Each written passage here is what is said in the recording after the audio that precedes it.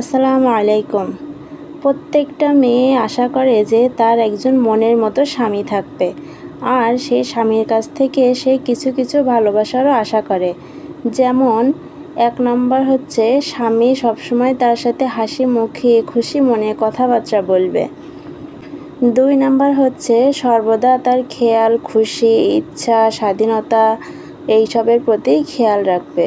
৩ number হচ্ছে ভালোবেসে একটু স্ত্রীর কাজে সাহায্য সহযোগিতা করে দেবে। ৪ নাম্বার হচ্ছে ছুটির দিনে স্ত্রীকে নিয়ে একটু বাইরে ঘুরতে যাবে। ৫ নাম্বার হচ্ছে স্ত্রীর পিতা মাতা আত্মীয় স্বজন সকলের সাথে ভালো ব্যবহার করবে। ৬ নাম্বার হচ্ছে স্ত্রী যখন অসুস্থ থাকবে তখন স্বামী তার একটু খেয়াল করবে বা তার একটু কেয়ার করবে।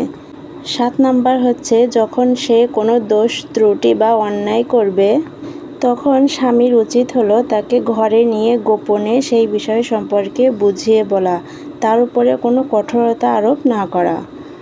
৮ নাম্বার হচ্ছে স্ত্রীর ভরণ পোষণ সুন্দরভাবে আদায় করা।